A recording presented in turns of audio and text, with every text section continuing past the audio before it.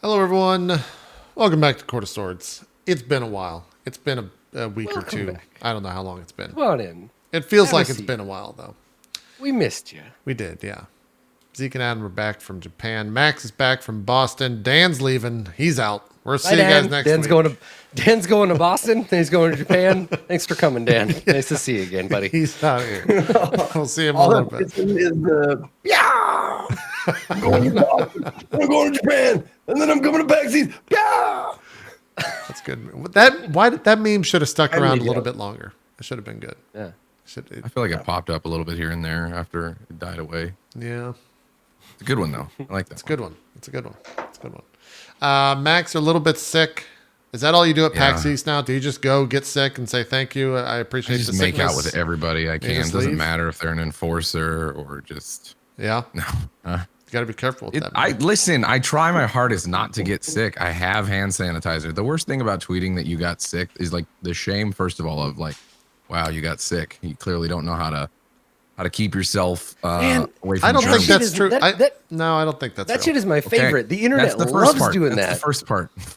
You say the second part of- anything bad happens to you, and the internet will immediately find a way to blame you for it. Like if you're This is like, the second point that I was going to bring up.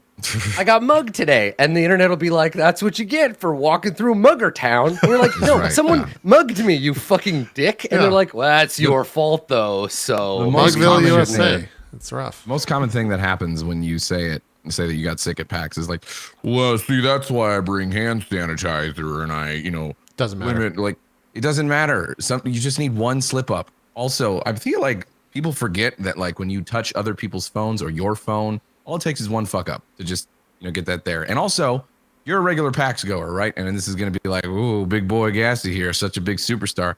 You're not going around shaking nearly as many hands, touching nearly as many other people's phones to help them with their selfie because you're tall, Gassy. You've got the angles. You're right. I am tall and I do have the angles. Keep your fucking phone clean and don't come to PAX if you're sick, you dicks. I don't care if you spent a bunch of money. For me, it's people spitting on me. I mean, Well, yeah. You got to watch out for the spitters. Yeah. Zeke warned me about that, and the people of Japan were much better about it. But there were a few people who were like, "Ugh, Zeke." Ugh. It happened. Yeah, I happened. knew to stand on the correct side of him. You have to adjust to these things. Makes sense. Yeah. they ask first. Usually. It got me thinking, like, has anyone made any sort of invention that makes that you can clean your phone relatively easily without looking like a dweeb? Or, is there... You It's can called just the get bottom third of a t-shirt. I think. Yeah. Is what, Or just get some like but white, that's still like wipe you're me just downs or whatever. swiping, you're spreading germs at that point. There's no disinfecting. Most or of the time, anything. though, I think it's been proven. You don't actually get sick at conventions. You get sick on the plane. Like, it doesn't matter what you really Yeah. do at a convention. You're just going to get sick on a plane. I had a moment. I had a moment on the train in Japan, like right near the end of the trip, and I was holding on to the bar, and my eye was itchy. And I let go of the bar, and I rubbed my eyeball. And as I was doing it, I was like, "This is a bad idea." That's really, that's bad. Oh boy! And I was like, "Well, this is the world we live in now. I guess that's it. It's too late. You can't unrub your eyeball."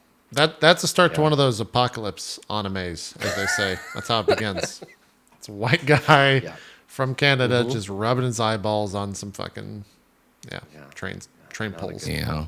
I was thinking, like, I wonder if there's, how there's certain like ultraviolet kind of things to like kill germs or whatever. I wonder if you just make that wouldn't fuck up your phone, like your sensors or your, whatever, your screen or a phone. Just be like, and then it's like those germs are dead.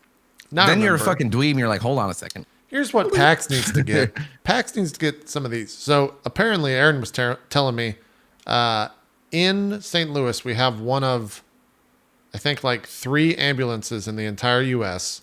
that, since ambulances can't keep clean, like it's really impossible to keep an ambulance as sanitary as like a hospital room because it's a fucking car. It's impossible to do that constantly nonstop. They have these bulbs, these lamps that are constantly every 15 minutes, like disinfecting every surface in the back of the ambulance. And it's like only 3 of them in the entire U.S. PAX needs to invest in those bulbs. And then airplanes need to invest in those bulbs as well. And then no one will get sick. It'll be Yeah, great. but then those bulbs are gonna make you have a tumor down the line, and then it's just like, what's worse? I don't know. Literally, Probably, yeah. Literally everything will kill you. So like you just got to make the smartest decisions you can, and then just accept the internet is going to yell at you for getting yourself That might sick. be true. Somehow. I was watching a kinda- video. I don't know how I got there, but I watched a video of like a dude who goes around like inspecting like where cell phone towers are placed and stuff, and how it's like dangerously close. And he has like a fucking meter to show like how dangerous it is, and it's right next to like where people shop and work and where people live in the back of like parking lots and stuff. And I was like, holy shit, I can't go anywhere. And then I scrolled down more, and there was a comment of some random guy who he could be lying or not, but he's like, actually, those are just coax things, not as dangerous as your meter's off. Or just said a bunch of technical shit. I'm like, that sounds smart.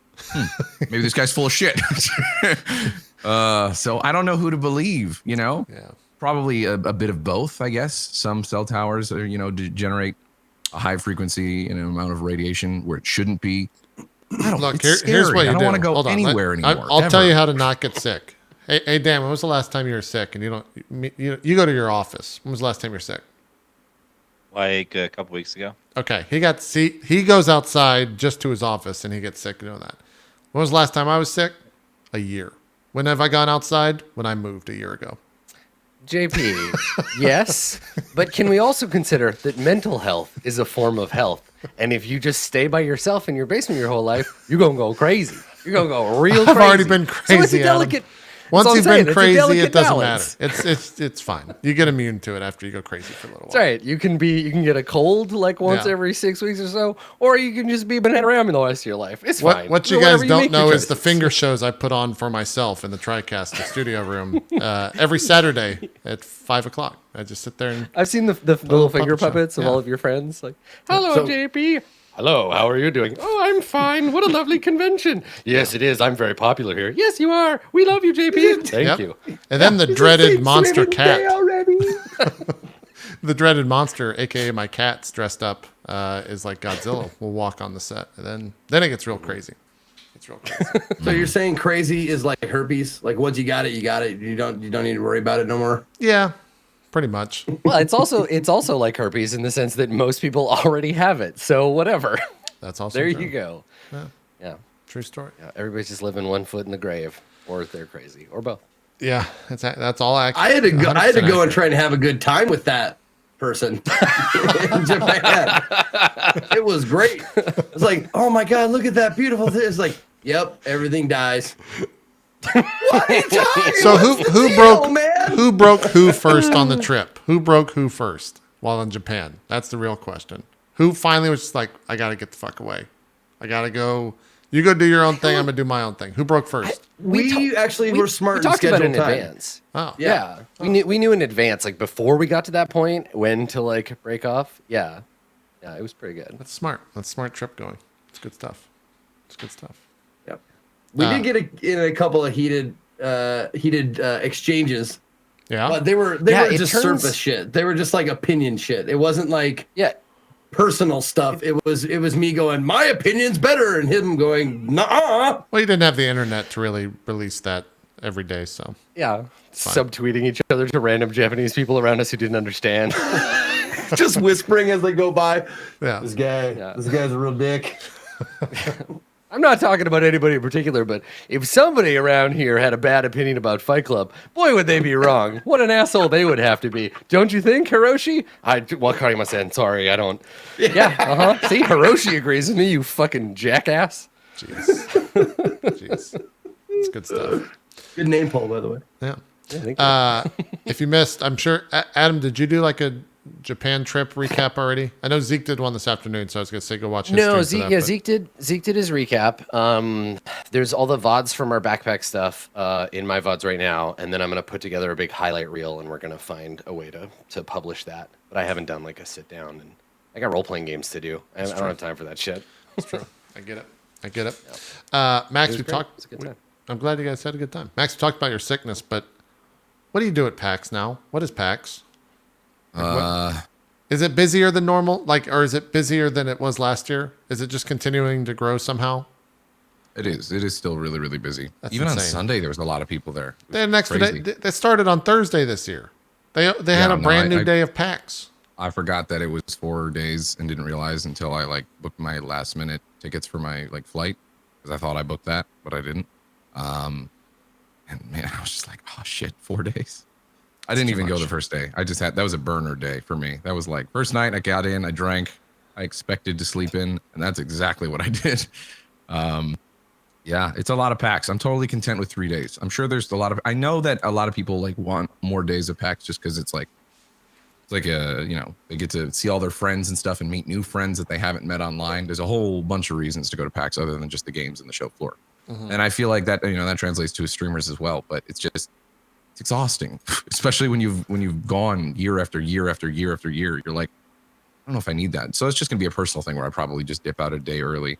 But then you don't want to miss out on hanging out with your friends and such, or you do, depending on the person. JP will get the fuck out. He doesn't care. I'm a little more social than JP. Yeah. But yeah.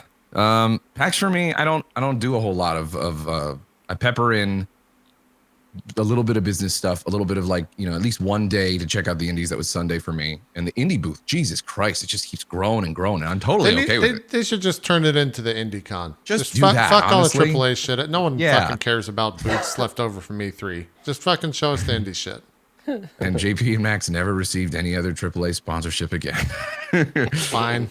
I mean, Yeah. No, it's massive. It's just crazy to see how more and more the indie booth is becoming even more mega and invading the space of the normal show floor. Plus Twitch wasn't there this year, so that freed up some space, I'm sure, for them to. It was probably, I think it was actually a little weird that the Twitch booth wasn't there just for the actual venue, like as far as their floor plan.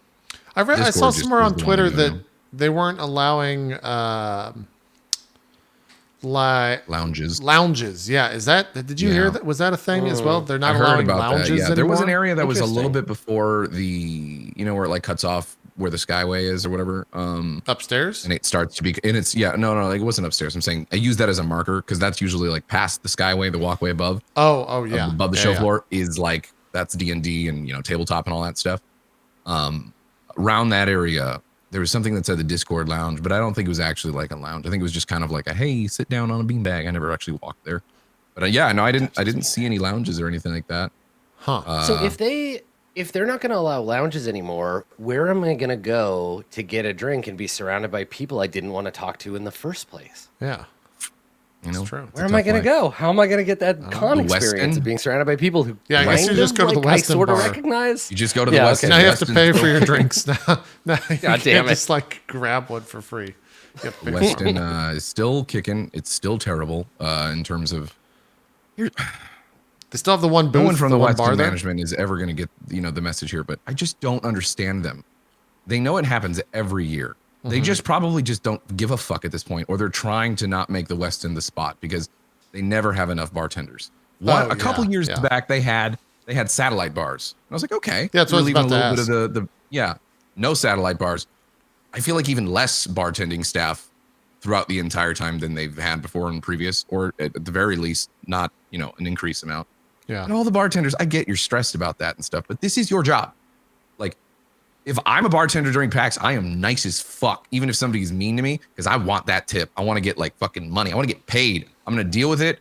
I'm going to chug a fucking Red Bull vodka on the side. No one's going to see, and I'm still going to operate. I'm going to be in the pocket right where I can operate good, but I'm still, you know, charming and shit. And I'm going to make fucking money. I'm going to make bank. You're going to thread that needle. Yeah. Yeah. But no one does that ever. And the management just does not give a fuck. It's horrible. It's awful. Have you been to BlizzCon at all in the past like 2-3 years, Max? Yeah. I think probably the last time I went to BlizzCon was like 2 years ago, maybe. Okay. The Hilton has like capitalized on BlizzCon weekend Yeah, because they now have crazy satellite bars the there. thing that Like, sucks now is they've gone too far and there's now a DJ that sits there in that fucking bar and like puts I don't on want like that. shitty house music while you're like trying to have a drink. Yeah, it's bad. If I was the West or like one of these Hiltons, if I'm gonna do that though, like a perfect idea would be like the Hilton to have like, oh shit, okay, well let's just get like a giant tent outside and make it nice and be like kind of like a relief area for people that don't want to be in the fray of inside. Yeah. And then you can maybe have your music out there or the music inside and then like chill spot outside. Because I mean, I don't know the actual cost for that, but for a big hotel like the Hilton versus the money you're going to make I feel like that's a solid investment. Maybe. To go like a nice tent sort of thing and just make sure that it's aerated. And Do they has still good have that ventilation and bar shit. that's like down the street, but not outside of like the Weston area? Do you know what I'm talking about? You talking about the Irish bar that's attached, or No, the there's city one. bar? There's one that's In like the- further down than that, isn't there? Or am I imagining things? You might be right. Maybe I've just never been to it, Okay. or I haven't. I I don't want to say there's a remember. bar further down there, but it doesn't matter. If you're talking across the bridge, there's a place called Tony C's Sports Bar and Grill, Maybe. and then right next to that is 75 on the wharf, and that's close to those like Renaissance Hotel and like Seaport Hotel and shit. Yeah. Thank you for tuning in, ladies and gentlemen, to Max Describes Downtown Boston. He asked, What's the next me, building over okay, from that? he I know. did I'm ask asking. I did ask him. There's a bunch of Anyways. steakhouses right next to there. There's Yeah, some good seafood. my PAX joints. is just, and I always tell to bring it back to the point.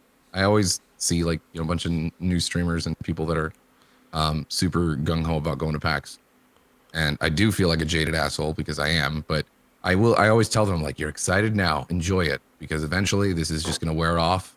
You're gonna go just to hang out with friends, and you're not gonna go appointment to appointment to appointment because it's gonna be not worth the stress of doing that. Plus, I always say it's nice to have a little bit of. Go ahead. I was gonna say that's the same advice. That's the same advice I give people on their birthday. Like, you feel good now, everybody's celebrating you. You got to wake up again and again and again every day. Are until you you're just dead. showing up So- at like the 7-year-old's over it. birthday? You're just like, hey, Oh kid, yeah, man, that's I'm a some life hit advice. at kids' birthdays. What's up, kids? Yeah. I'm Adam Coble. You might recognize me Do you, from do you Shut the Fuck Up moonlight and as Sit fucking Down. a clown? Yeah, for I'm birthday Adam the parties? Bummer Clown. What's going on, kids? You ever read Kierkegaard? Well, get your butts ready. Here we go. Yeah, yeah. good. I've found that it makes good that money, you know. it's nice to have a bit of flexibility in your schedule, because then things pop up that you didn't anticipate, or opportunities pop up that you never thought would pop up, and then you can say yes to those opportunities instead of being locked into a schedule and then just going to that meeting feeling like, fuck man, I'm missing this way cooler thing, It's true. Or just don't go to PAX. Just don't travel. or that, and then you won't get sick, and then it's not a problem. You don't have to deal with shitty bartenders or whatever. It's totally cool. Don't go to PAX. It's all Don't go to out there. PAX. Yeah, it's all good. Dan, let's talk about all the things that you did while not at PAX. All right. How have you been the past 2 weeks? What have you been up to? I just played the shit out of Sekiro. And Yeah, it was great, wasn't it? That It was, game. it was a good time not That being was at a PAX and good playing game, Sekiro. Yeah, that's it was good. yeah, that game was surprisingly good. I was expecting them to make like another Souls-like game. It was gonna be like Souls with like a Japanese theme, but no, it was like a whole new experience, and it was really hard but really fair. Yeah, And more fair I than Dark loved it. Souls, I would say. yeah, Yeah, I loved that like excited. attacks and rolls didn't cost stamina. You could just do those infinitely, and the only thing that cost like stamina was blocking and stuff. yeah, And I found that way more fun and interesting than Dark Souls combat. it's pretty good. It's a pretty good game. Zeke and Adam, have you guys seen anything? Did you like try to stay away from streams and stuff? No, when you were in yeah, Japan? I'm starting it. I'm starting it on Thursday. There was like as you can imagine, there was like a fair amount. I don't know, Zeke, if you saw as much of this, but there was a fair amount of like advertising for it in Japan, like lots of signs and like Huh. stuff outside stores, and yeah. But no, I've kind of avoided. I've had a couple of people be like, "Yeah, we're excited to watch you play it," or like, "You're really gonna like it." But yeah, I haven't really seen much. Okay, is I would go in blind then. way I As want blind as I mean, Twitch Yeah. chat is Oh, gonna yeah. spoil it. It's already being speed That's run, all right. and yeah, it's gonna be tough. But you should I be have. fine. I'm very, I count myself very fortunate that I have seen very, very little of it, save the teaser trailers from like E3 and stuff. I have not watched a single second of anybody playing it or anything like that. No Twitch clips or anything like that. I've been very lucky with that. But I just put a poll on Twitter to see if anybody wants to, because that's one of those hype catchy games for me. Yeah, That it might be okay time to get like my sloppy seconds in and do okay like stream wise. But I actually asked if people would rather watch me do Sekiro or do the Devil May Cry 1 through 5 playthrough before I leave for TwitchCon EU. what's winning right now? Oh Yeah, you're going to TwitchCon EU. Are you gone all next week? I will be gone Wednesday through Thursday, All right, or Wednesday through Tuesday. So the 10th through the 16th. Zeke's out for another I drop. personally, Glad I I asked. personally hope that Zeke has a really good time at the Purple Fire Festival. Enjoy the ball pit. Let us know how that ham sandwich is, and let us know about when you get back. Yeah. The Purple Fire Festival? That's so great. It took me a second to realize what you were saying, and then I went, "Oh, FYRE, I get you." Yeah. It's kind of my Schadenfreude. I'm like, I hope it's really bad. It's just a shit show. Like, part of me like wants it just to be totally bad because I'll have a good time in Berlin no matter what. But yeah. I feel like go it's not and watch it's TwitchCon not just like fail. Oh, that would be right. I just- see. I was gonna say it's not really Schadenfreude if it's you suffering, but if you're not suffering and you're just there fucking cackling over the flames, then yeah. Okay, that's good. Oh yeah. If it's bad, I will tweet every second of it. I will tweet every picture and be like, "Look at these lines.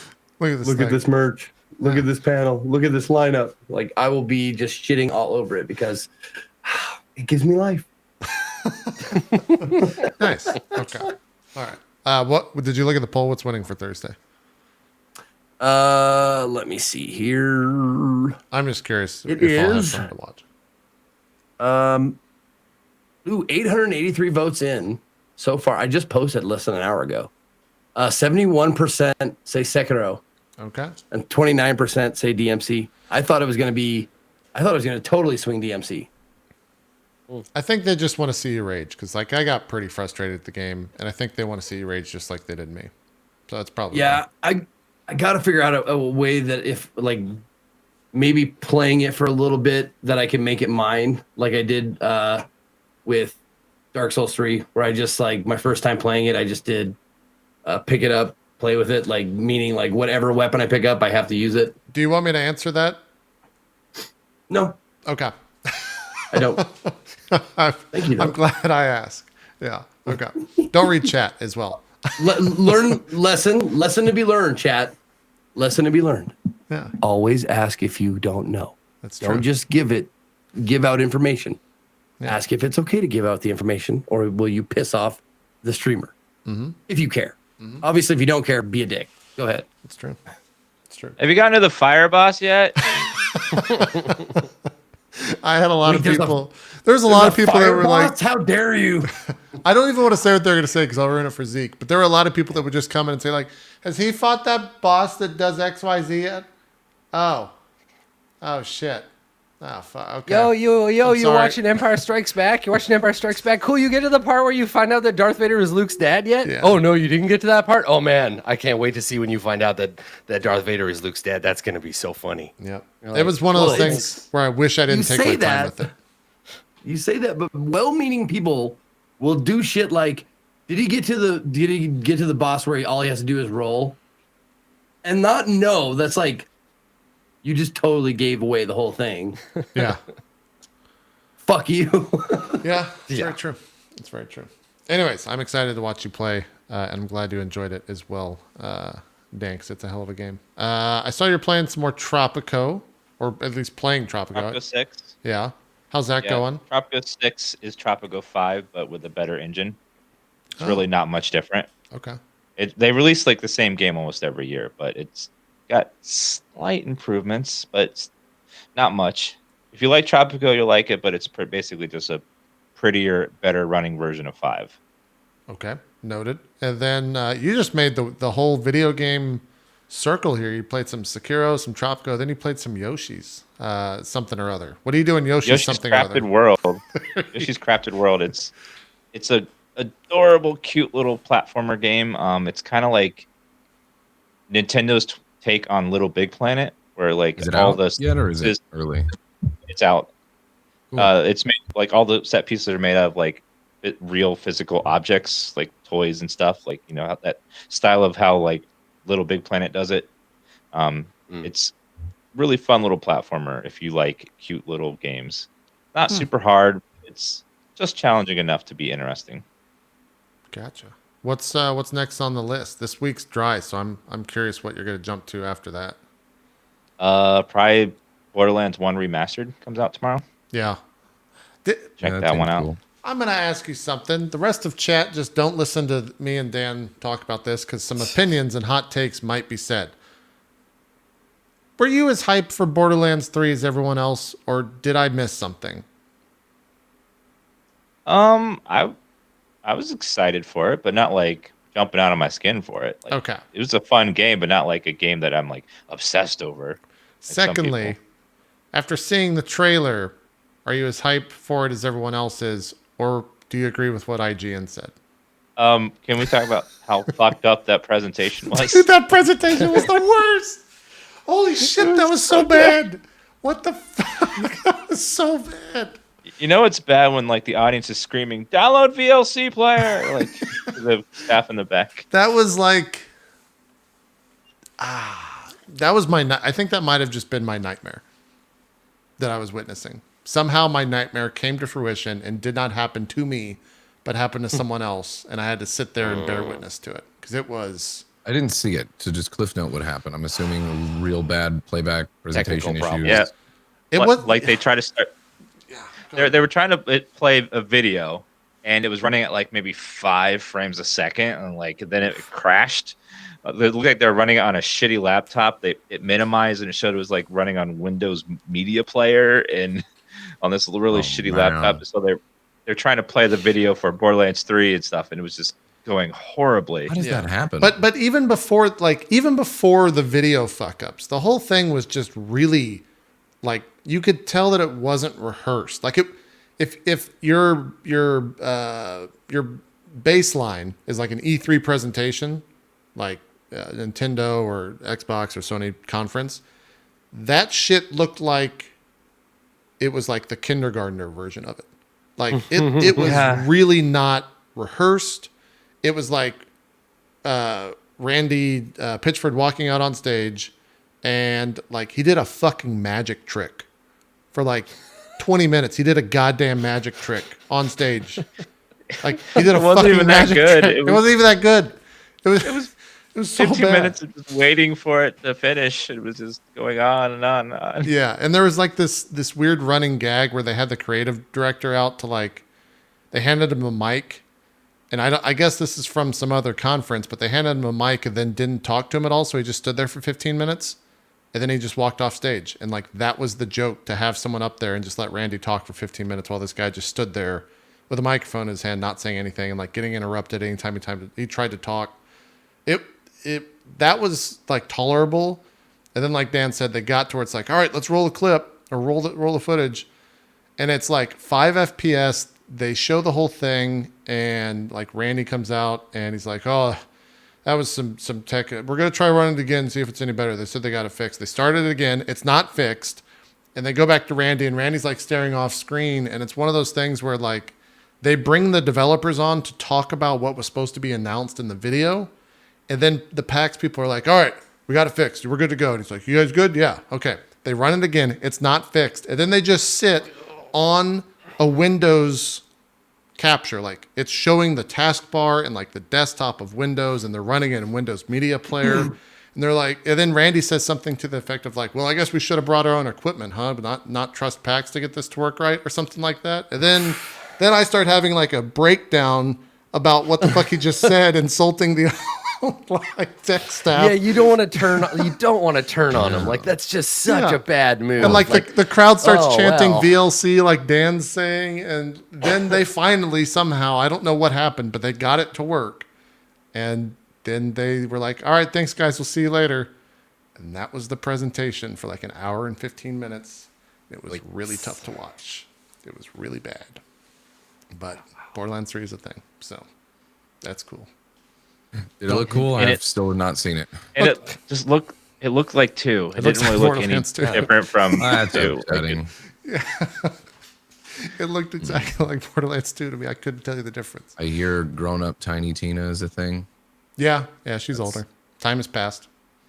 Yeah. I mean, I'm sure it'll be fine. It doesn't look like it's going to be bad. It was just... Yeah, I'm sure it'll be fun. Yeah. It's Borderlands. Yeah.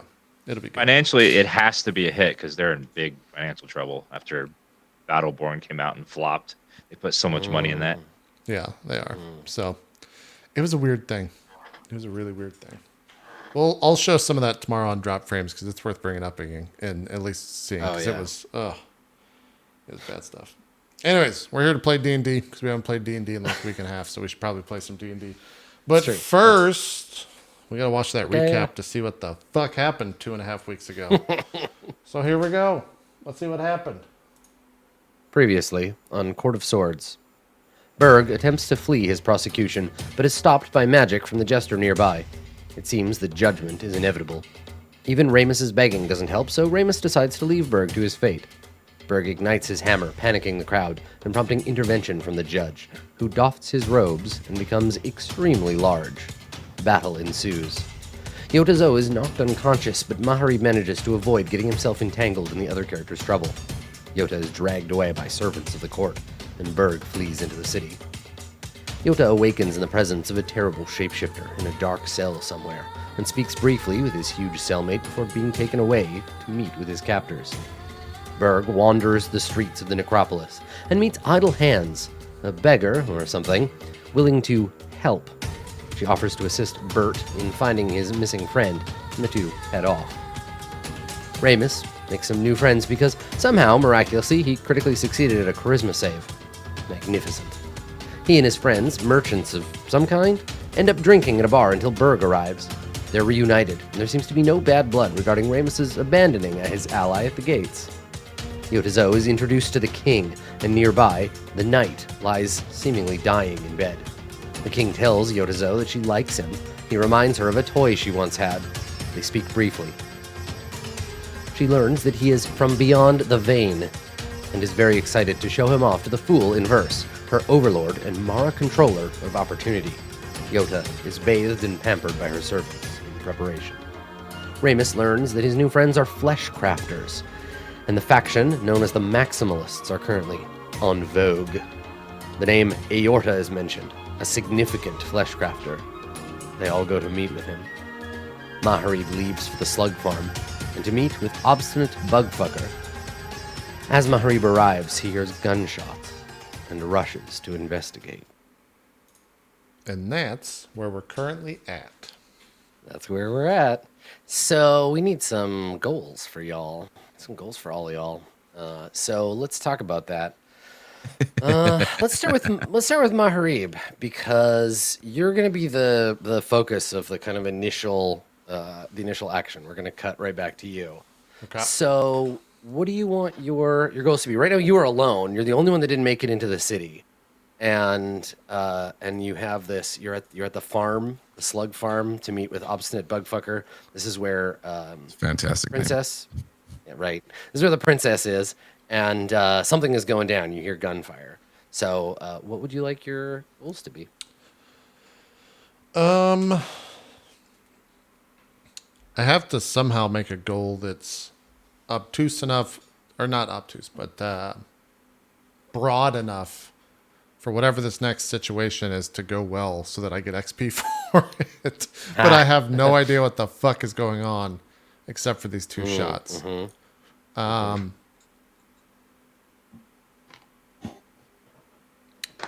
So maybe the goal is, well, no, because then that would mean that she would have to be here.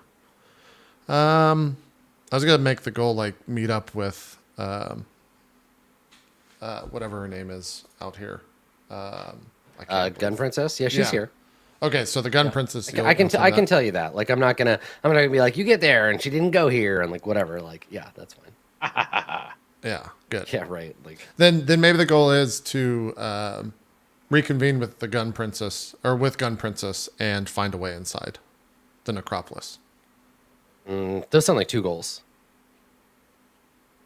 Okay. So like reconnect with gun princess is one, and then find a way into the necropolis is a second one, and they can connect to each other, but like use her to help you. Sure. But that's And then I'll put have Yotazo swear off drinking on the back burner this episode, because I don't know if I'm going to be able to meet up with him, or if that's going to be a thing, or what. Mm-hmm. What do you want your third? The third one will still be learn an insight about death. Okay, cool. All right, learn an insight about death. Got it. Okay. Cool. Good. So that's Mahrib. So Ramus, you and Berg are on your way to. You're hanging out with your friends. You've had some Necropolis booze, and you're on your way to be introduced to whoever Aorta is. We don't know much about this person yet, except that they are part of the Maximalists and that they are a flesh crafter. You're in the city.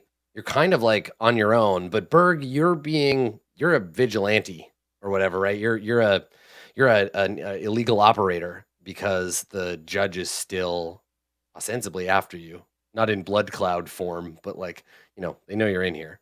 Well, the So you're judge is a kinda dick, on the so whatever. on the DL. Yeah, I mean, that's fine. Mhm. But yeah, Ramus, what do you want your goals to be? Right now I have find a way back to like reality. And then I have oops, there goes gravity. I mean, find shelter for the group inside the necropolis. Which I think you worked on but didn't quite finish last time. Yeah. 'Cause you don't have any I money think to pay for a room. we'll keep the first goal. Second yeah, goal that's a will good one. be find a way to disguise Berg Okay. in the city. Yeah. Oh boy, Okay. this I will be like that. fun. Okay.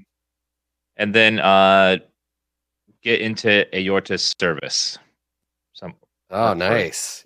Yeah. Get some money, right? Totally. Get a quest out of Aorta. Okay.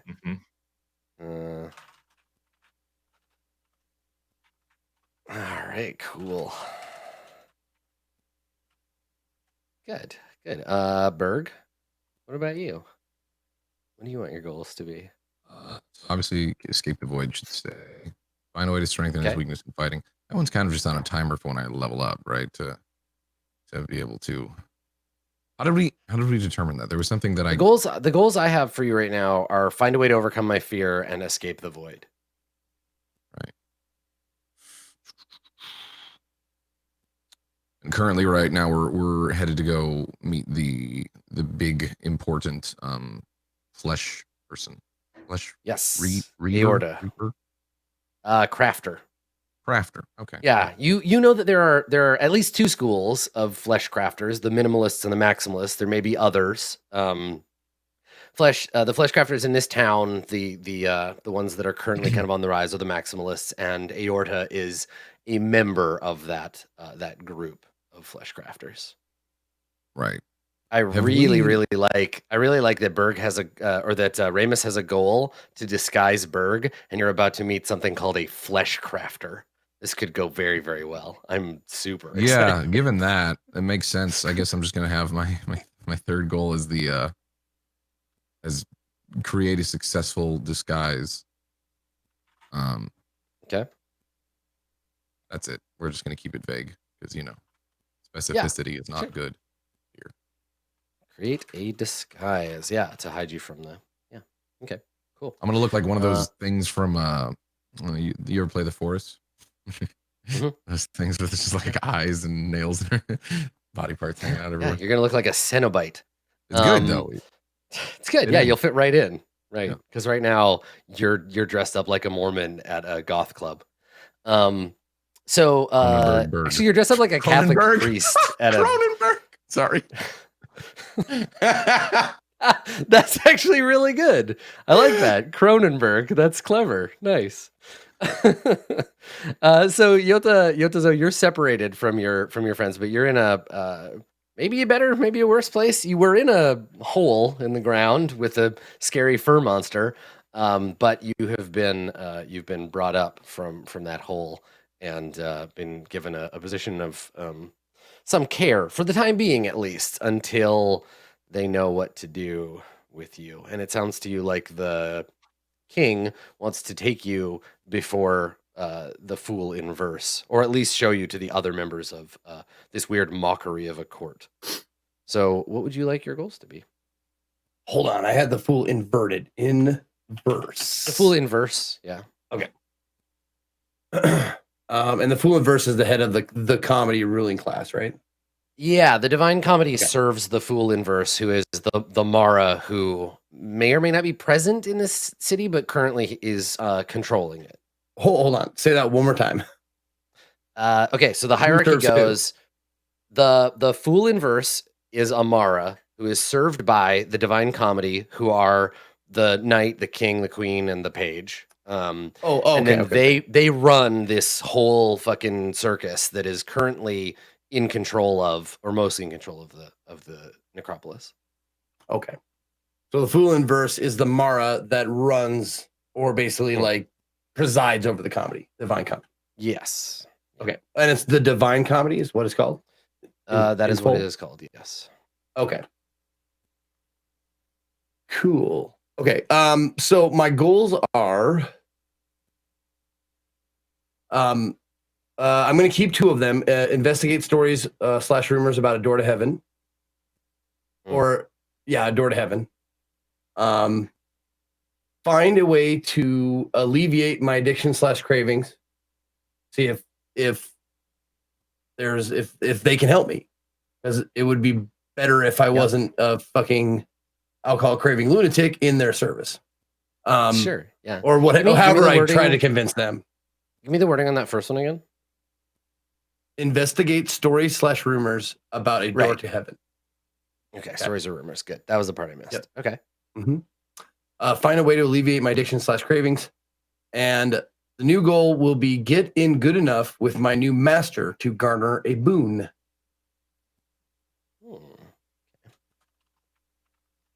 That should be a really hard one. I don't want him just to get a free boon.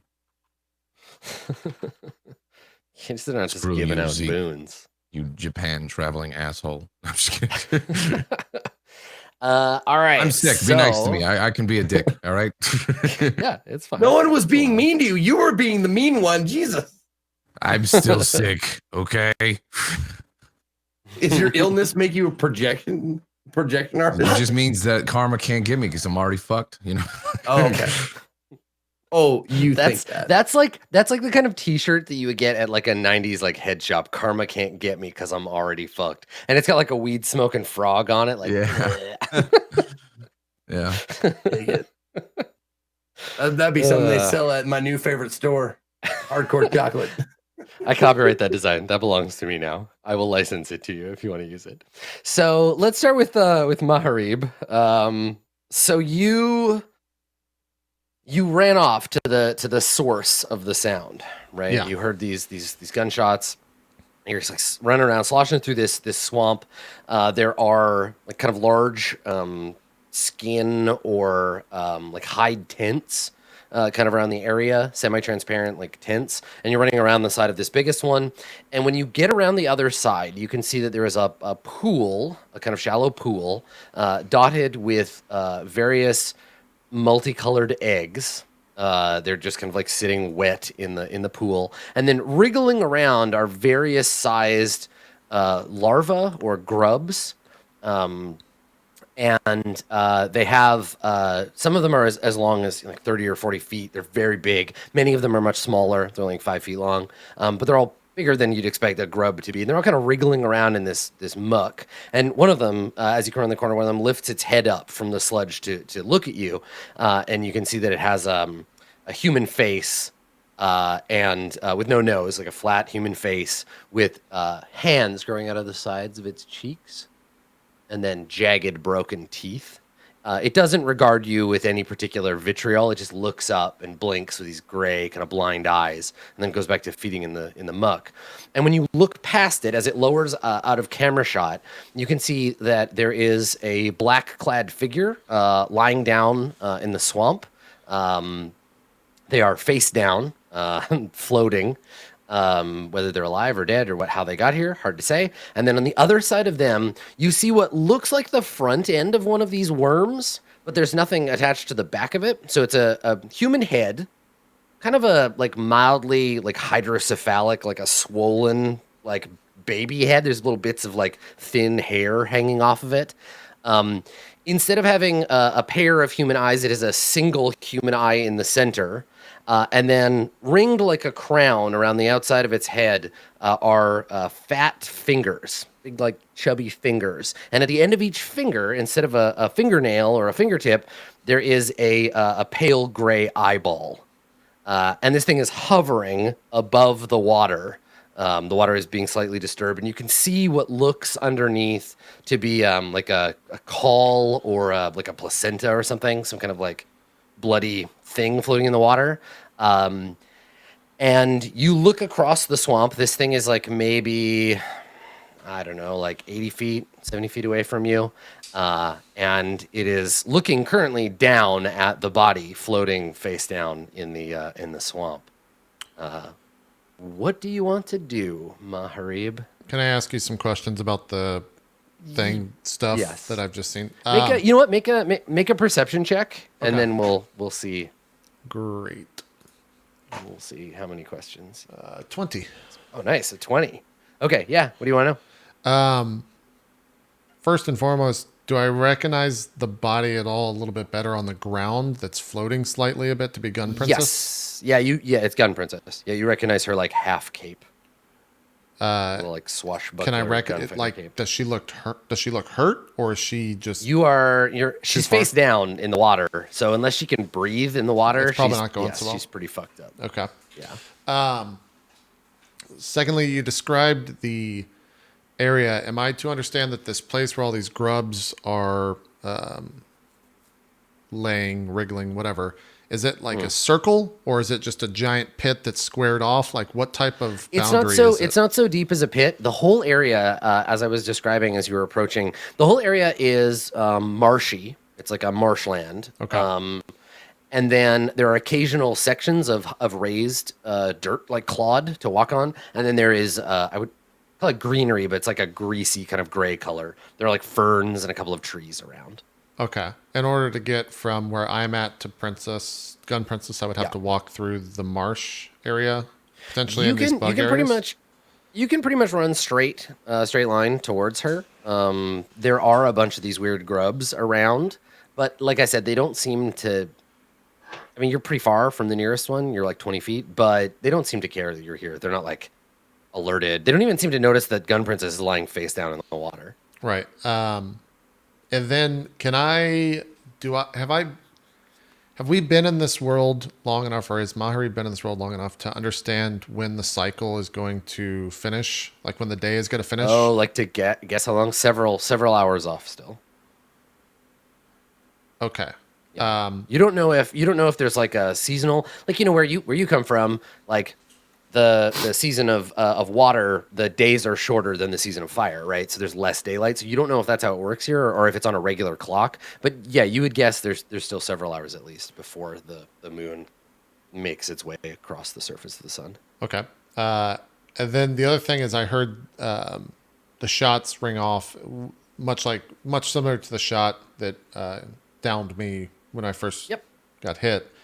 Do I see any, like, do I see a gun lying about? Do I see anything that would fire off those shots? Yeah. Yep. Her Gun Princess's rifle is lying in the water next to her, like partly sticking up out of the water. This bigger figure that had the one eye and the thumbs or whatever, the fingers, fat fingers. Yeah, this floating head. Yeah. Is it looking at me? Is it recognizing that I am here? Well, that's the question. So you may, if you want, you can like throw yourself into the bushes and try to hide. But from where you're standing, it will definitely like notice you. It certainly has enough eyes to do so. I mean, I guess I'll try. Yeah, I'll try to like hide. The second, I guess, you see me like studying, or you see Maharib studying the area. Then he finally like recognizes this giant eye is about to find him, and he like dives into the bushes nearby. So I'll make my stealth roll. I believe this is at disadvantage because I'm wearing splint armor. So Yeah. a 10. Okay. All right. So the thing you watch from the bushes, you see this thing float forward. The water underneath it is sort of rippling, disturbed as it floats forward, and it seems to be talking to itself. But its flesh and its bones seem like a little bit rubbery, like unformed or unfinished, and it's just sort of like mumbling to itself. You can see it's like kind of unformed, like baby teeth, like clicking together. And most of its eyes are focused downward. Let's see if it spots you. Okay. So you got a 10. I'm sure There's it's like going to. foliage and shit around, so I'm gonna give it disadvantage to spot you. Okay. So it's got a +5. All right, let's see. So I'll roll this twice. Here's the first one. All right, there you go. All right, so for the time being, it doesn't notice you. Nice. It gets a 6, and the foliage hides you. Maybe one of the eyes like sweeps by and then passes. So it floats over to where Gun Princess is and seems to be observing her as she lays face down in the muck. Okay. How far do these like fields go on for? A while, as far as I can see, or do they eventually end? I mean, your line of sight isn't very clear, but yeah, it's pretty sizable. I mean, I think Maharib's like conflicted because one, he sees Gun Princess probably dead, and he should probably go and help her. But the other way to really help her is when the cycle ends, she's just gonna spring up. So I think I'm just gonna hide here in the bushes for as long as possible and wait for the potential cycle to finish for the day and for her to spring back up. So you watch in the muck as this thing hovers forward and slowly lowers itself down. The whole thing is like I said, it's like a floating baby's head, but it's big. It's like the size of your torso, and it floats down closer and closer to her, and dips its head into the water, dips the front of its face in the water, and comes up with her arm in its mouth. And it bites down, and a bunch of blood pours down the front of its face into the water. The blood definitely gets the attention of the grubs that all start to like turn and start wriggling around. And yeah, it starts chewing her arm off. She wakes up enough to scream before passing out again. Okay. And the other like grubs are going to potentially scarf down. I mean, maybe we don't know. They're starting to wriggle. They're like they're frothing up a little bit. I'm gonna make a roll to see because I don't want to just infer, but Yeah. what's my intelligence? 13. I'm just gonna make an intelligence check. 10 or lower, I act. 10 or higher, or sorry, yeah, 9 or lower, I act. 10 or higher, I sit here and wait. Great. All right. I guess I will stand up and try to start walking over towards her body. But try and do it like stealthily. If I see the grubs take notice of me or are going to beat me to her body, I will try and speed up so that I can grab it. And kind of like throw her over my shoulder and get out of the fields. Okay. Well, you can show me the path that you want to take over to her body. There we go. But yeah, these grub creatures are starting to like wriggle around and get attention, and this floating monster is just like chewing on her arm. Yeah, and you're hidden over there. In we the doing bush. Initiative? Or are you gonna let me free move for a bit? Well, you can. I mean, if you want to try to like, if you start moving, you're gonna have to make another stealth check. But you can try to go like this way and Yeah, like, that would be the there, goal. or you Would be to like go up here. Yeah. Okay. Okay. So let's do another. Let's do another roll. Let's make another stealth check. Got to be a 14. I have disadvantage on this roll. Yeah. Give me 14. Ah, did not go well. Okay. 5. All right. So what's like halfway? How far did From you? where I moved. Blur. Here, can I do? Nope. I think I moved like 50 feet, 45 or 50 feet. Yeah, so I figure probably it spots you here, like as you come out of that set of bushes. And it looks up and drops her like mangled arm, splash into the water. And yeah, just immediately begins to just wail, like just loud, angry baby crying. And yeah, we definitely need to roll. Is it one of the little ones or one of the bigger ones? This thing. Or all of them? The grubs don't care. The grubs have not noticed you. The this is floating the head eye. thing. Okay. Yeah, the eye baby has noticed you. You're just like, ah, and it starts like fucking raging on you because it sees you and you're interrupting whatever it was doing. All right. Gotcha. I got a 15. iBaby sounds like a Japanese band. So you can go first, Maharib. You're first off the block. So Let me think about this. all of this swamp shit is difficult. Difficult terrain. All the water, yeah. Am I It's in deep difficult enough to terrain right now? cover- Right now, no. To But move you through the exited square in 10 feet, would I? yeah, exit in any of these directions, and you go through it, but not over here. Okay. You go like here and then up through there. It's an action to pick her up, right? Oh yeah, over my You'd have to shoulder? get to her and then pick her up.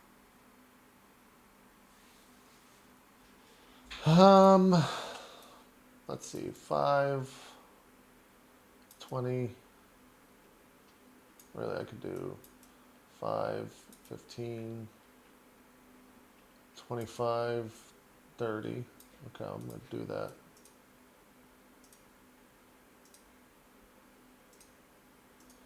Okay, so that's 30 movement. So that's my movement Okay. for the round. Unless I want to make more movement. But then if I get in there, how far is that? So that's 10 feet. That's 30 feet. That's 40 feet. But then I wouldn't have an action.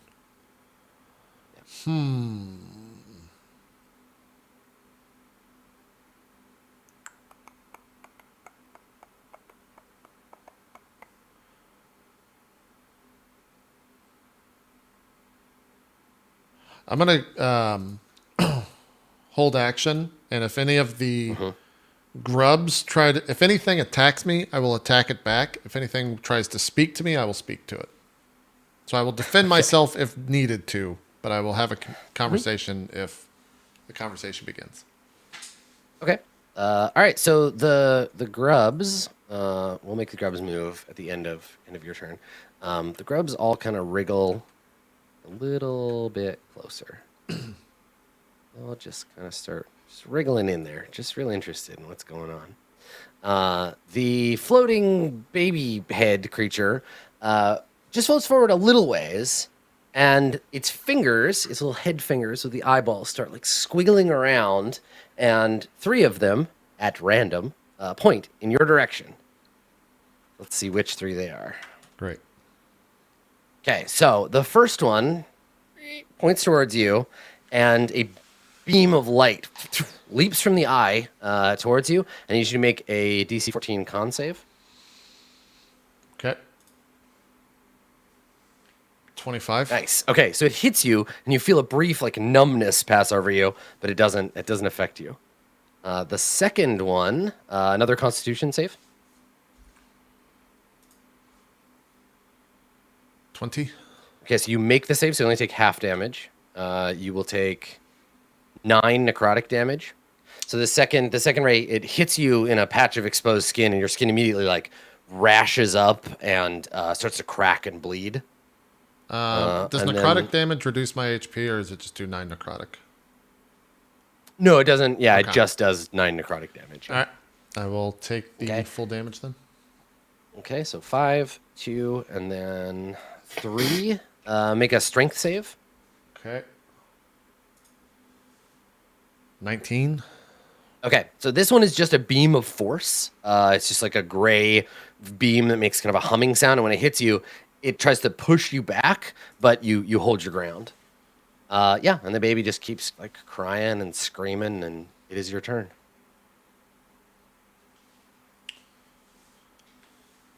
And everything looks to seem like it has the all intention of just moving closer to the body. Yeah, the grubs are being drawn by the blood. Okay. I'm gonna step how much? Just 10 feet forward to the edge of the water, or edge of the swamp, or whatever. And Before you do that, I need you to make a wisdom save. great. Don't tell me if I fail this. 13. That's pretty good, but it might not.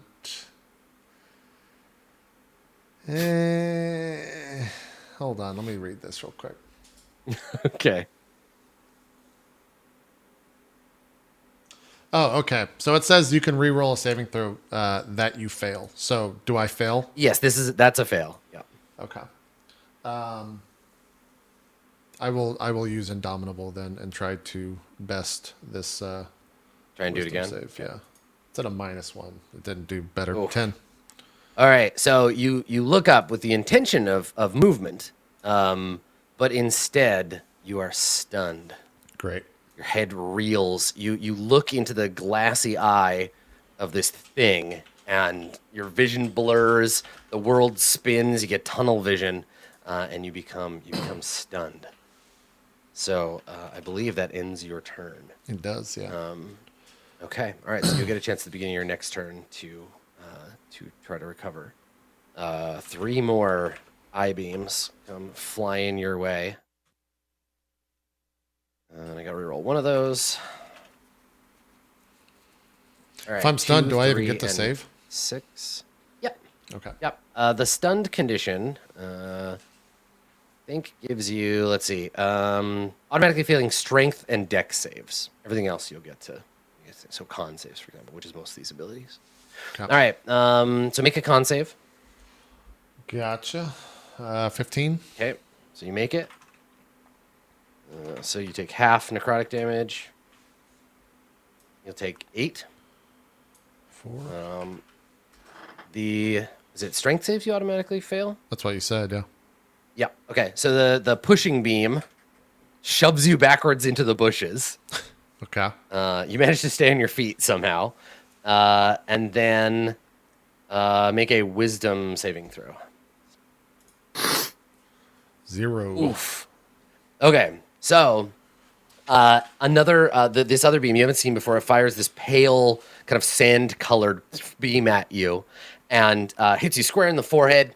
And that dizziness that you're feeling overwhelms you and gives way to darkness. You fall into that tunnel.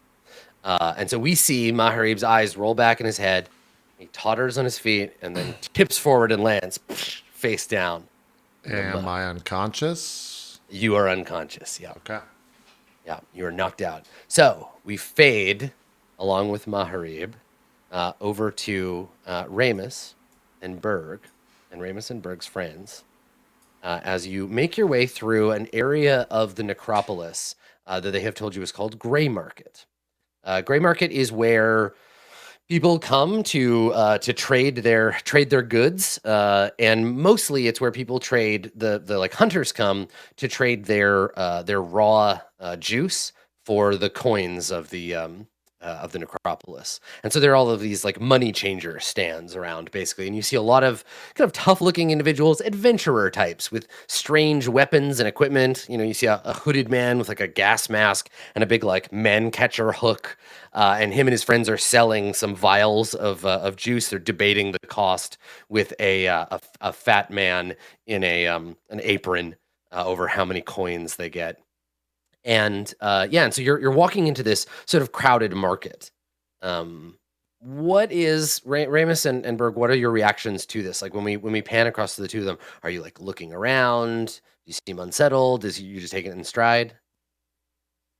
I think Ramus is fascinated by like how different it is and like trying to examine like how exactly the process works, what they're doing, what exactly the price is for like this amount, like trying to figure it all out in his head. Taking it in. Mm-hmm. Yeah, Berg's probably fairly, and he's like interested, but he's not trying to be like overly like poking his head out and stuff, just on account that he's a wanted man. Yeah. Do you wanna try to like be keeping your head down? Yeah, for sure. Okay. Yeah, because you have like a cloak or something you're trying to hide under before. Yeah. Okay. Yeah. Make a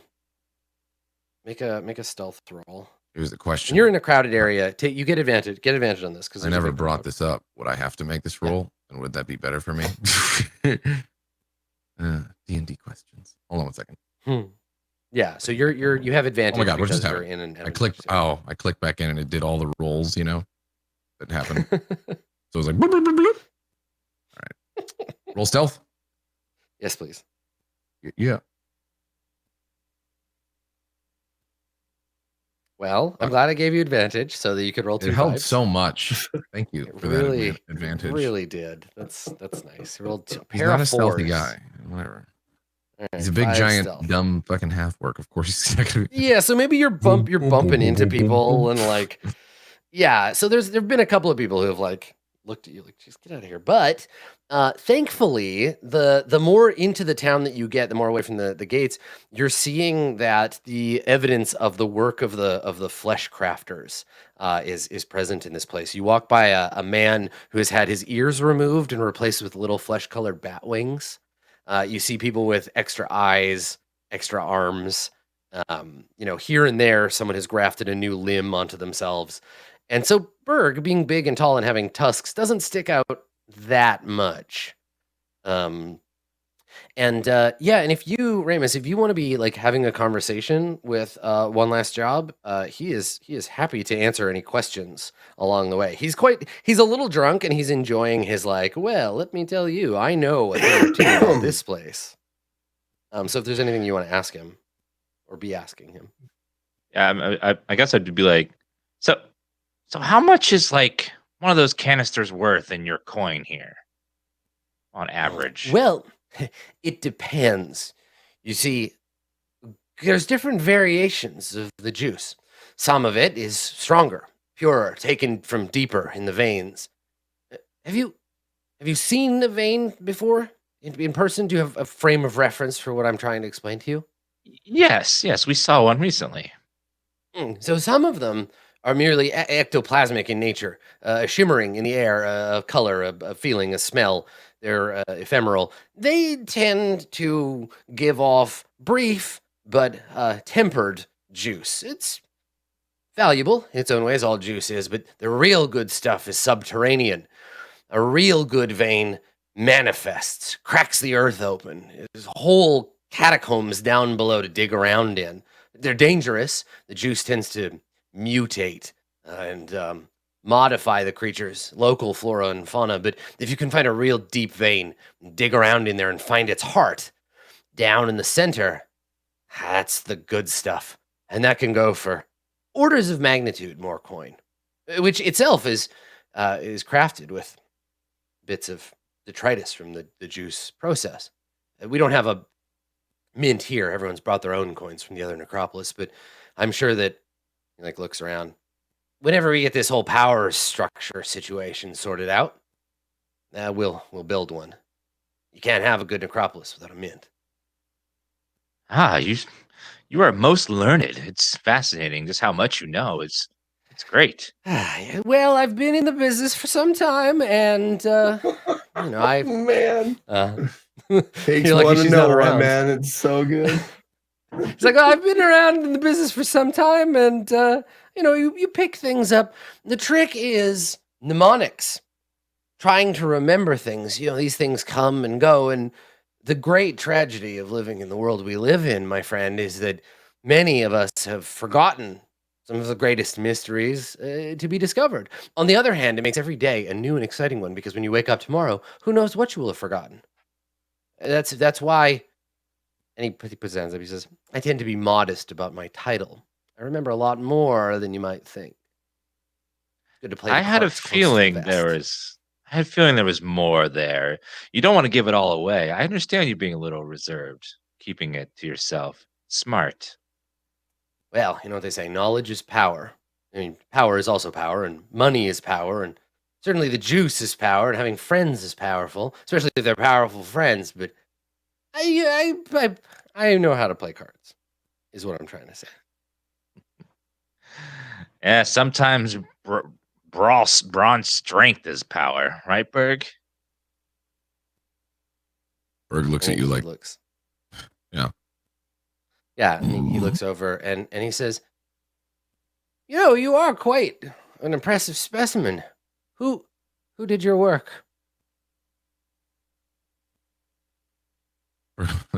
looks at and Ramus like,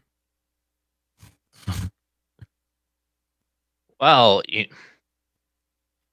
always wanted to look different. He doesn't want to look like everyone else. That's why he's had this custom job done in a different place. You can tell it's not the most impressive work. Yeah, he taps his nose and he says, well, fashion is like a river. It flows here and there unpredictably. And just because he goes to like poke you, Berg, but stumbles a little bit, he bumps into something. Oh, sorry, excuse me. Just because minimalism is falling out of fashion doesn't mean that there aren't people in the world that don't appreciate subtlety. It's good work, especially the musculature. It must have cost you a pretty penny. Now, I don't know what aesthetic you're going for. It's kind of tusked brute thing, but it's good. I like it. Don't let anyone tell you you need an extra penis or anything. And he like looks pointedly at you and looks up like that's a nice thing to say to a person. I like it too. Well, good. Good. So we're going to see a good friend of mine, very good friend, an old business associate who has come upon some good luck, skill too, but good luck.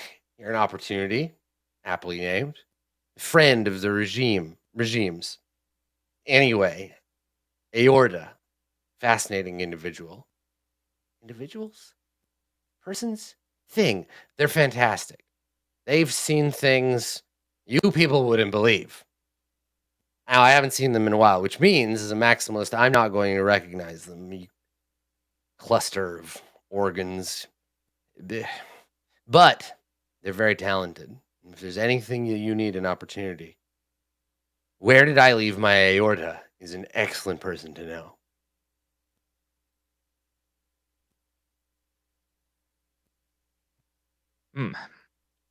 Is this aorta a reasonable fella? I heard someone describe him kind of run away in fear at the name. Well, we all have to cultivate our reputation. Not everyone's reputation is like mine. Friend to those who are in need. A wise man. Wisdom is very important. Aorta's reputation is, as with many maximalists, is something of a monster. Now, if you're his friend, he'll treat you well despite that. But if you make enemies of him, I'll say goodbye to your livers, my friends. Do you know anything about natural philosophy, Ramus Krill? Whose do you practice? Well, I'm just a dabbler myself, but the idea that our thoughts, our feelings are controlled by the humors, the various fluids and phlegms that float about in our bodies can change our moods. Well, what do you think it's like when you've got an extra spleen or two? You can change the way you think. So it's been a while I haven't seen Aorta, and if they've been fiddling about with their guts, who knows what they're going to be like. It's part of the fun, I think. Do they change their appearance often? Is that their thing? Oh, yes. But never a reduction, always an addition. Always more. Well, I mean, once you've got 2 legs, and there's no going back to 1. At least, not with them. Sounds like it's going to be an interesting sight when we see Aorta. Wonder how I many once legs met a they'll have. minimalist who was nothing but a brain in a jar. That was it. He'd reduced himself to the very most basic things. Of course, he had to have people carry the jar around and do his bidding for him and guess what he wanted at any given time. But really, dedication to the work. No extra what a material statement. whatsoever. That is one hell of a statement. Minimalism at its finest. I can see that you are a man who appreciates fine art, Ramus Krill, and we are going to get along famously. Yes, I also agree.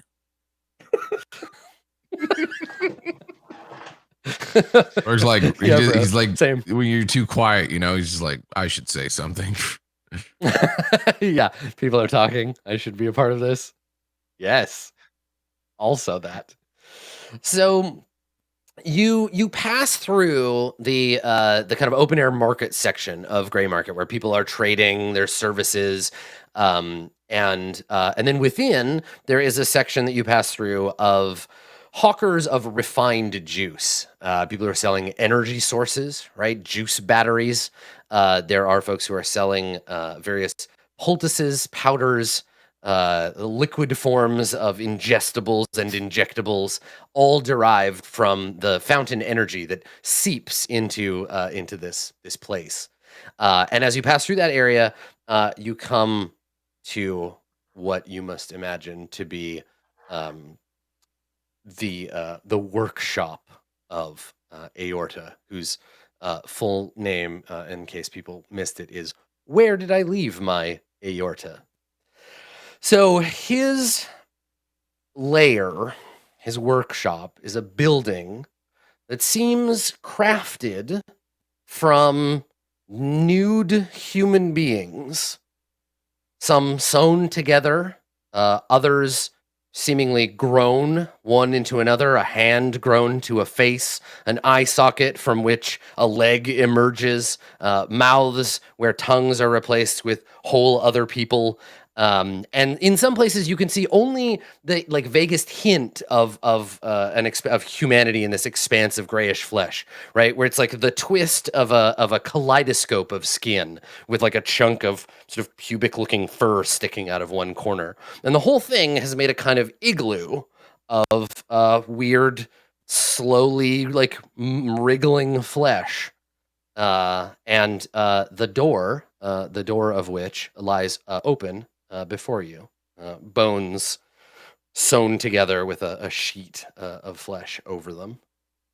And your host gestures to the shop and says, "Here we find the artisan at work. After you, Ramus, please." Most fascinating structure here.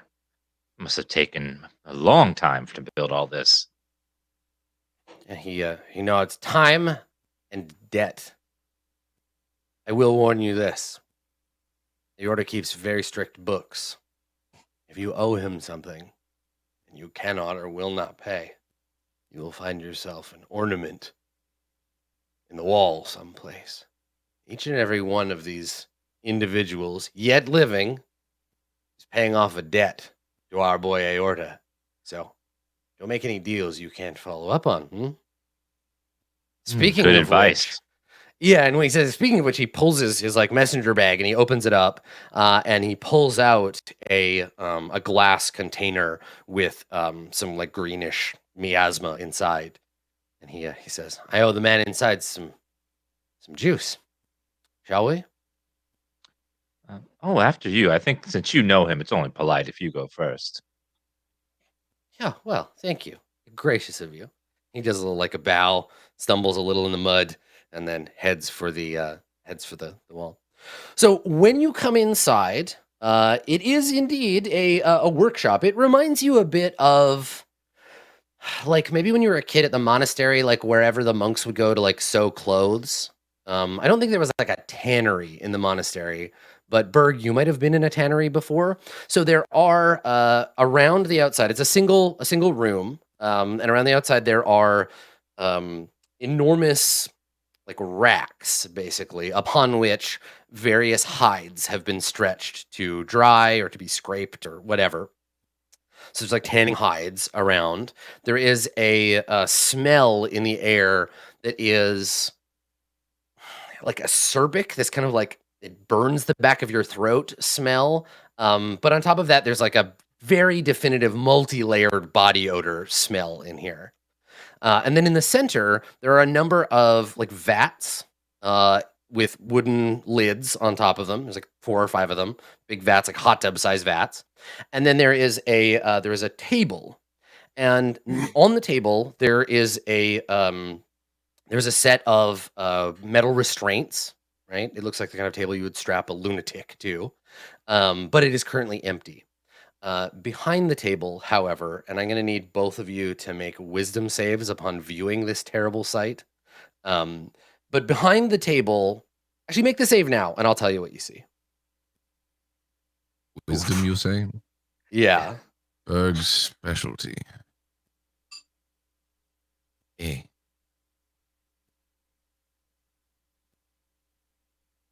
That's not bad, actually.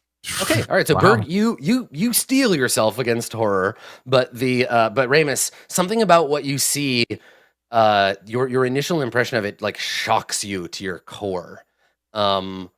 What do you think? How would Ramus respond to a sudden and terrible shock? Like, do you like pass out? Is it a physical reaction? Do you like throw up? Like, what is it? You see something horrific. How would your bot like? How would you respond? No, given that you fail, right? It can't just be like, I'm fine. Yeah, probably like just extreme nausea and then just start vomiting. This Okay. All right. profusely, So I'll yeah. tell Berg, I'll tell you what you see, then Ramus barfs, and then I'll tell you what happens. So Berg, yeah, and this is absolutely like overcoming like fear, right? This is a thing. You're doing it. So now you won't have Ramus for this scene. So this is or for the beginning of this scene. So you've worked towards it, and you can show me that you've overcome it. So what you see, imagine, I guess, like a human arm, right? Shoulder, elbow, wrist, hand. And then at the shoulder, it's attached to another arm. So stick another arm onto it. So there's 2 arms at the same shoulder. Then 2 more, and 2 more, and then 2 more, until you essentially have a sphere of arms, all kind of bending and moving in different directions. A sort of circle of arms. And at the core, where all the shoulders meet up, there is what at some point probably started as a rib cage, but was cracked open and a head was put into it, and it's been fused together. So it's like a face on the front of a torso. And there is still the like fringe of like a beard or of hair or something kind of like around the outside of the face, a sort of mane around it. The face itself has a split mandible, so it's like bottom jaw opens sideways and down. Its top jaw is normal, but has about 3 times more teeth than it should. So tiny teeth, just like in shark-like layers.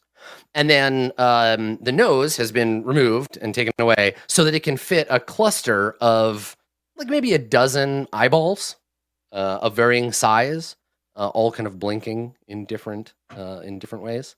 And these arms, some of them end in hands, some of them end in feet, others end in stubs. It seems to be a work in progress. And you can see this thing, this cluster, picking up various tools and polishing them. And when you come in, Ramus starts to gag. Ramus, you turn around, you throw up in your hands. Bile drips between your fingers. But before it hits the floor, a servant or a homunculus or something, some little like flesh creature in vaguely human form, rushes over with a rag and a jar and starts like wiping it up off the floor and squeezing it into the jar, muttering about like can't waste the biomatter, mustn't waste biomatter. So this little servant like rushes over like and like starts scrubbing the floor and like squeezing your bile into a jar. Biomatter. No, you don't want to waste that biomatter. It could be good. You could use it for stuff. The biomatter matters. Yeah. So you feel the like this like wash of just vigorous disgust pass over you. Do you say anything? Do you do anything, or do you wait for? And then Ramus is just like I think Berg like kind of feels that, and then looks at Ramus and just like, What's wrong? Yeah. Yeah. So Ramus is having a rough time.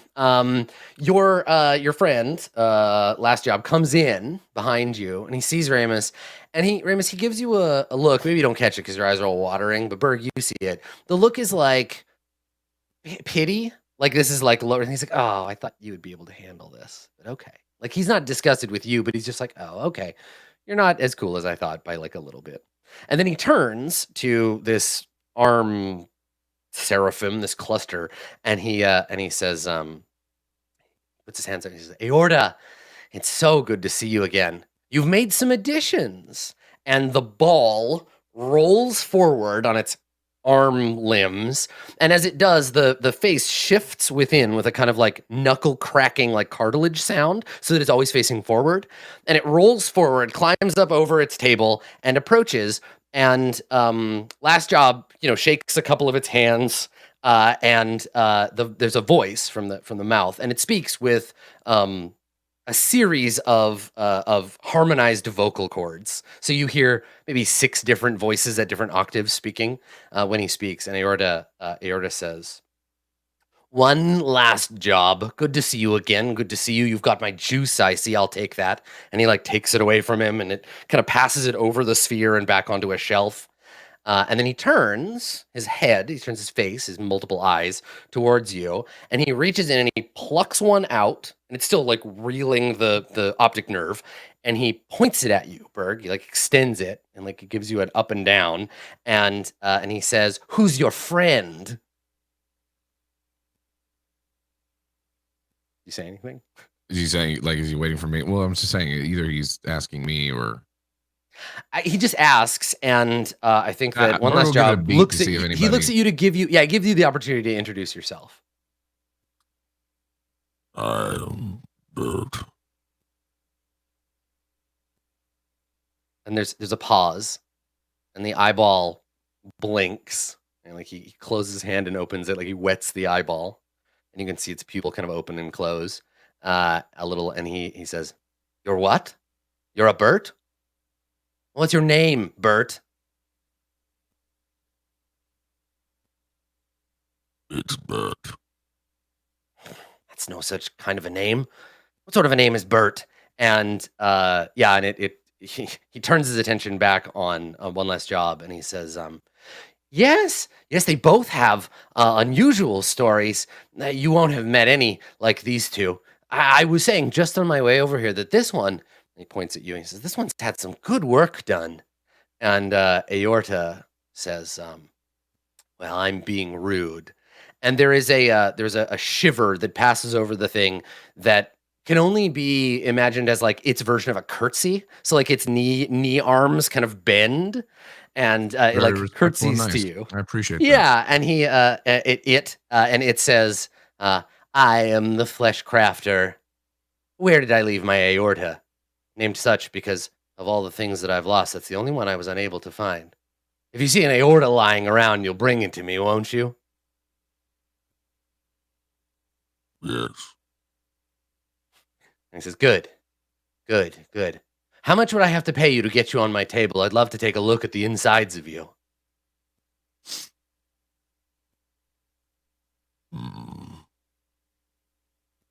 Not so interested in that right now. Maybe later, though. I just want to crack you open and dig around in your guts for a minute. It won't hurt at all. My homunculi are excellent with anesthetic. Just ask your friend. He's had work done here before." And One Last Job kind of like looks at the floor like, "I don't want to talk about it."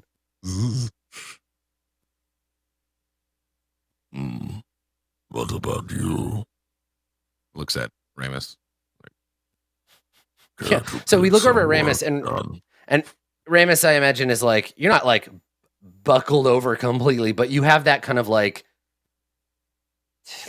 tunnel vision, like the you can hear Bert talking, but you're also kind of just like I'm trying not sweating through your Try armor not to and puke again. I'm like doing that. Like, is it going to stay down? Is it going to stay down? Oh God, please stay down. Yeah. That's all you can focus on. And there are 3 of these homunculi now. One of them is sitting on Ramus's shoulder, mopping his brow, and then sucking on the rag.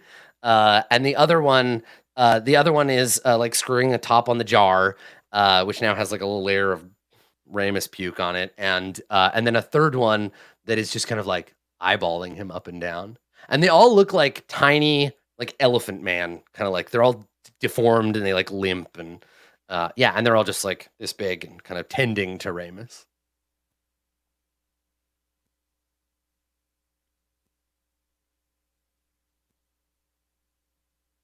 Well, what do you think? What did he say his name was, by the way? Did he say it was Ramus? I can't remember. Yes. Yeah, Ramus has been using his regular name. Yep. What do you think, Ramos? Get some extra Aorta. arms. Yeah, Aorta says to you, he's like, "Oh, don't tease him. It's not his fault. Sometimes looking upon true art can be disturbing. That's why I want to get a look at what makes you go. You looked at me without a blink. You must have some stones on you. I'd love to weigh them." Hmm. The work is impressive. I will think about it. Hmm. Good. Well, you know where to find me. And he turns back to one last job, and he says, "We have some business to attend to. I have a job for you, but not in front of these two. Come downstairs with me." And last job nods, and he turns to you and kind of looks at Ramus, and one last job says, "You'll be all right alone up here for a moment, won't you?" Am I like with it enough to answer? You can kind of like nod and like say single Yeah, just- word sentences. I just nod. Like, yeah, I'll be fine. Okay. All right. So the sphere of arms opens a like a metal cap in the floor and like lifts open this hatch and descends like a bunch of spiders sewn together at the back. Just kind of like crawls down the hole, and then one last job follows him. He starts climbing down on a ladder, and the hatch shuts. And once the subject of your terror has passed, Ramus, you feel yourself feeling better. You can speak and focus again. The homunculi are still around, and they're kind of like cleaning and tending to things, humming to themselves, but they don't really seem to care about you being here, unless you like try to steal something. Like, then they'd probably notice. Okay, I'll just hang out and try to recover for a minute. Okay.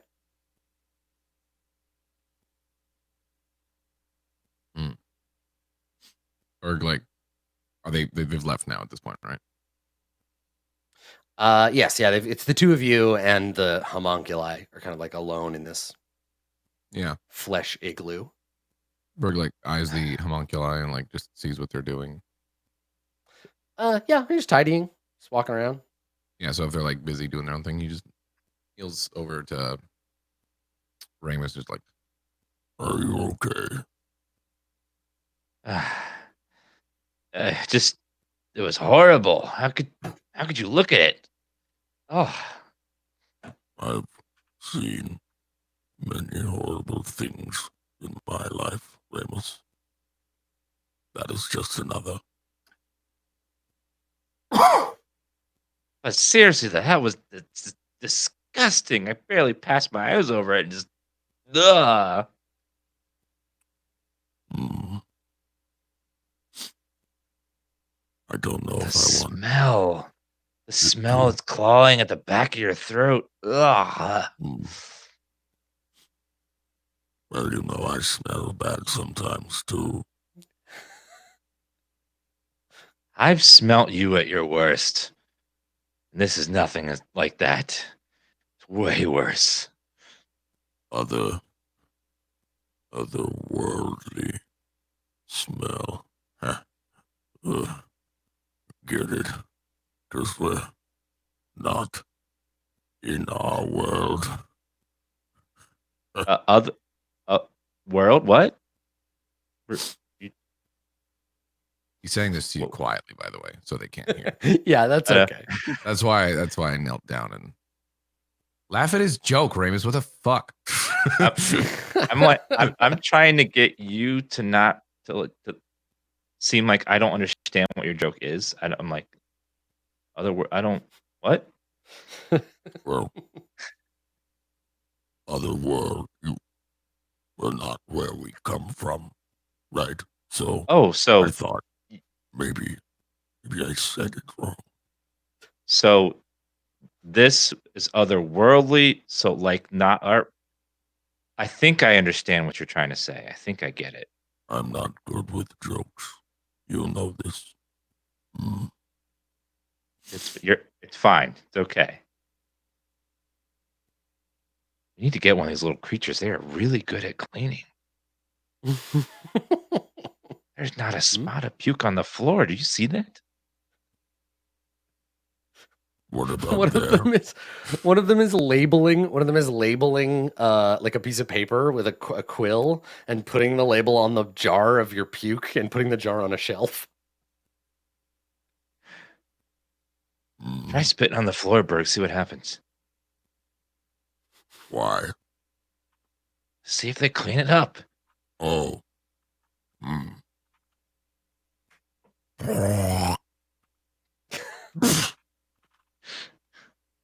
Okay, yeah. The thing hears you like making the "I'm gonna spit" noise when it like looks up and like comes running over with a little like bone or ivory like a cup and like tries to guess where you're gonna spit. And then you spit on the floor? Yeah. Okay, yeah, he has to like dive to catch it and like catches it and then like looks at it and looks up at you like and then runs off. Berg kind of chuckles to you. Famous. I bet. They might drink your pee and like it. It's no fun if they like it, Berg. It's still fun to me. Well, maybe you can take a dump later.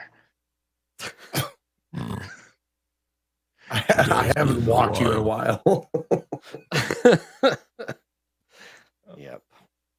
I guess while he's gone, now that I start looking around the place to see what I can see, what's going on, if he's working on any projects or stuff.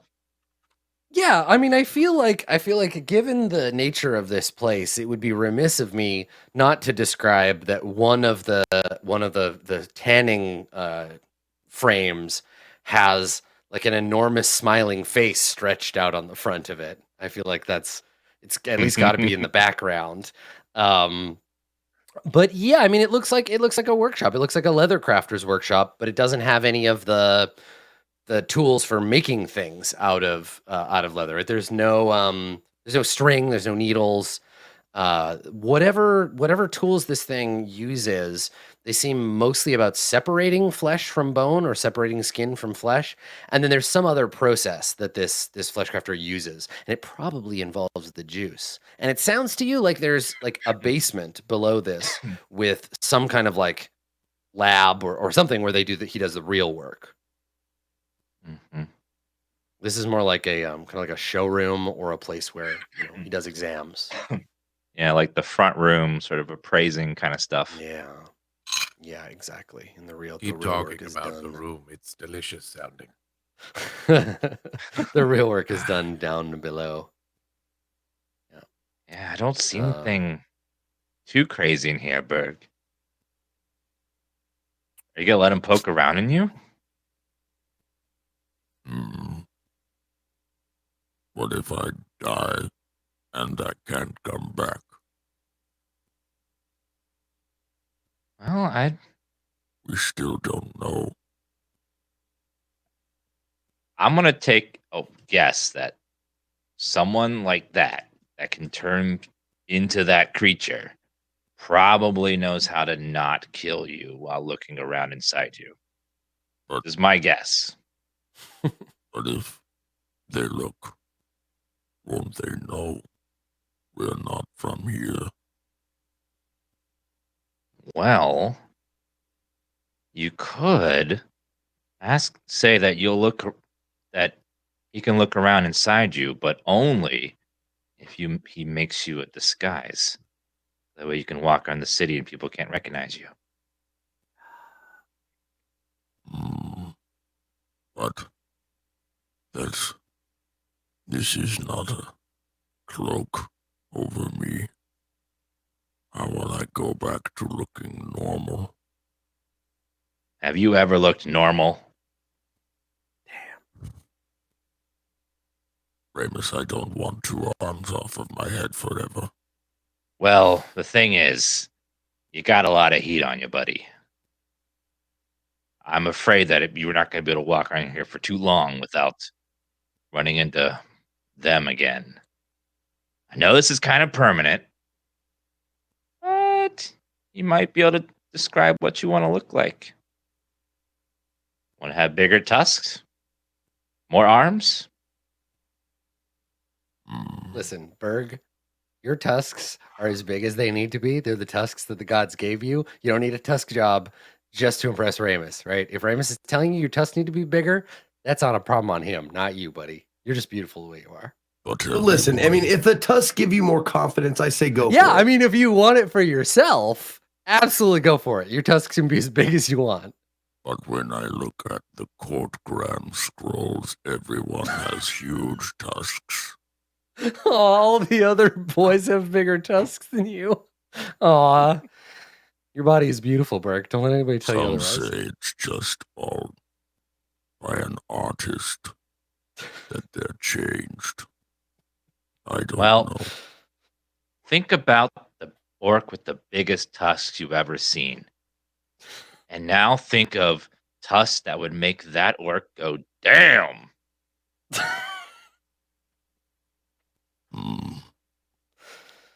How big is too big, though? Well, you got to be able to get through doors and move around and stuff and maybe wear a helmet. Look at things. I wouldn't be able to wear hats or helmets. Listen, I think if you see Yotazo, you're gonna be jealous. I mean, I understand. That's that. true. Yodazo does have very large tusks. But it's not really fair because, like, you know, you were born into a lineage of people with big tusks. I mean, yeah. So, I think at that point the hatch opens again, and your host returns, which means Ramus, I need you to make another wisdom save. Okay. Okay, you're 17? good this time. You steel yourself. You hear the like of the metal thing opening, and you can get yourself together before it arrives. I think the first time it caught me off yeah. guard, and this time I'm like, I was You're ready preparing for it. Yeah. Yeah. Mhm. Yeah. So, so it emerges, and then behind it, your new friend, One Last Job, and they come up, and Last Job shakes some more hands and like bows and nods and says, yes, I'll put a team together. I think we've got a bit of an opportunity as the regime changes, and before the comedy really takes over. I'll let you know once I've got some updates. And he turns back to the two of you, and he says, "You two gentlemen like to go and get some dinner with me. I have a business proposal for you." That would be delightful. I seem to have made lots of room. Yeah, I think Aorta laughs. Like Aorta's like, yes, good. Thank you for the sample, by the way. And then he looks with his cluster of eyes at Berg, and says, "So, big boy, have you made a decision?"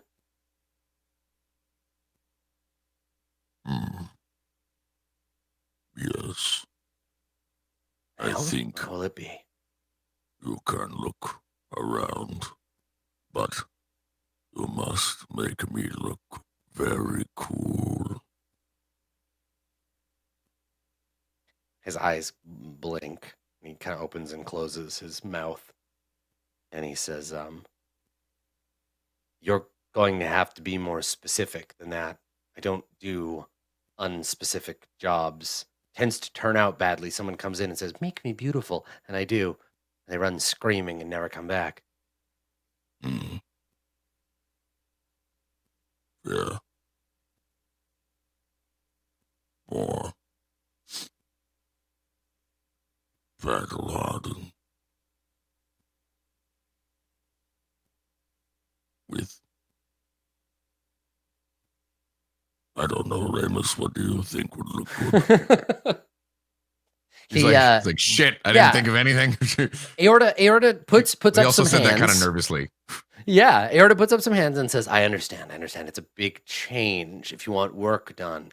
And I'm happy to exchange time with your flesh. And you notice, like, he's big, right? He takes up a lot of space. And so he's like, some part of him is close to you. Mhm. And there's like kind of like a dainty hand, like caressing your leg. Maybe like kind of absently. Like he doesn't even maybe know he's doing He it. doesn't Like even necessarily just kind realize, of like gently caressing your Right, fucking yeah. thigh. And you look down, there's just this Squeezing and hand, like shit. this Vanna White arm. And he's like, sorry. And like the hand pulls itself back. Maybe another hand grabs it and pulls it back into the cluster. And he says, you let me take a good long look at the way you work, and I'll make you better. I only have one stipulation. I don't do less. I don't streamline. I do more. So whatever it is we're going to do for you, I have to make you bigger or better by putting more things on you. You want horns? I'll give you horns. Think about it. Offers on the table, just like you're going to be. Now get out of here. And like one of the hands smacks you in the butt. When you said offers on the table, I'm like, he's gonna make a pun out of it for sure. Yeah, of course. Yeah. No. Well, Berg nervously walks away. Yeah. You're like, okay, let's go. And so the three of you walk out into the street. And as you do, we crossfade to Yota Zo. So Yota, you find yourself sitting at a wrought iron table. It's a low table, small, like you could pick it up with one hand. Sitting on it is a delicate ceramic like a teapot and two tiny, beautiful white teacups. One in front of you, sitting next to a couple of dainty little biscuits. The other across from you, sitting in front of the king. She is wearing a child's dress, a big poofy dress, all lacy and stuff, and she's sitting cross-legged on a pillow. You are like sitting. You have to sit next to the table because if you try to sit under it, it would flip over. You're much too big. And when we fade in, she is picking up the teapot and she's looking at you and she says, "More tea."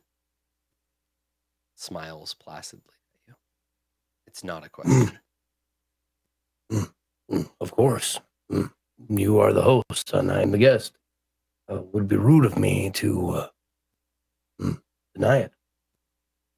So she pours you, and there's nothing in the teapot. She just pours an imaginary cup of tea, and she sets it down. Some never food. No, yeah, exactly. Like the little like cookies are just painted wood. And she okay. yeah. And she looks at you across the table and she says, now don't we feel better having been bathed, powdered, and perfumed? I do so love an opportunity to dress up. Yes, I've often said that a clean body is the first step to a clear mind. The world around us is so very dirty. It's nice to have the opportunity to take our time to bathe. I've told the others about your presence here. They're of a divided mind. We're always arguing. The page thinks that you're lying to me about being from somewhere else, that you're just trying to manipulate me because you remind me of my pet. You're not lying to me, are you? You are special. Well, it seems you have me at a questionable moment, because if I say yes and I'm lying, say no if I'm lying. I can only tell you that I told you the truth and I will continue to tell you the truth. as I see no benefit in lying, and I see seeing how you deal with things that, well, not you personally, but your court, seeing how you deal with things that displease you. We do have a script to follow. We must play it out, act by act. Sometimes people don't want to play their part and need to be removed from the cast. It's the way the fool Am I likes it. allowed to know what my part in this production is? Only the fool in verse knows the whole thing. We only get bits and pieces, whispers, dreams, that sort of thing. Try to play by the rules that he sets. And there's like a faint twinge on her face when she says that. Like, there's obviously some traumatic shit there. And Sure. and she says, it's not often that we get guest stars. Not from so far away. Am I sitting on like a stool or a chair or something? You're sitting on the floor. Okay, that's what I was gonna It's say. the only Okay. way. It's the only way you can get low enough to get to the table. Okay, good. I grab the teacup Mhm. and I start to put it to my mouth, and then I stop, and then I take my trunk and like flip it around, do a little like flary thing, and then put it deep in the cup and make a sound. Like a slurping noise. Yeah. Yep. And then I go, delicious. You must tell me your recipe. Make a performance check. Okay. Crit. Oh, 23. Man. A crit All right. and a fail, but thankfully. Yeah. So she is like just so happy you're playing along, right? So she giggles and she like claps her hands together, and she does that thing where like you bypass the fact that she knows that it's fake and you're just playing a game, and like your believing helps her believe it. And yeah, and she laughs and claps and she says, "Oh, you're such fun. I'm so glad that we found you. I'm sorry if they mistreated you at the gate. A regime change is always hard. We have to be extra nasty to the people who are our enemies. But it's clear to me now that you're not an enemy at all. You're a gift, a present from the void. I'm so happy that we're friends." And she gets up and she like throws her like little arms around your neck and just like buries her face in your chest. And She I'm gonna, smells like the grave. She that's smells like exactly what I was gonna do. I was Yeah, gonna sniff at she her hard. smells- Yeah. She smells like like rotting flesh. She smells like grave dirt, and then on top of that, she smells like she's like a well-washed corpse that has started to like go bad. So you can she smells like flowery soap and like, you know, candy floss, but under it is this kind of like grave stink. Sure. Yeah.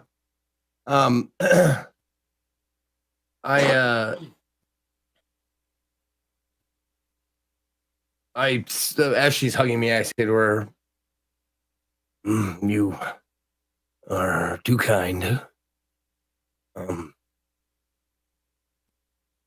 I think you overflatter me. I will do my best to be a good. Well, what should my title be? Am I a pet? My servant? She takes a step back, and her little like patent leather shoes click on the ivory floor. She looks you up and down as if judging your character. And she says, I think I should call you Mr. Tusky.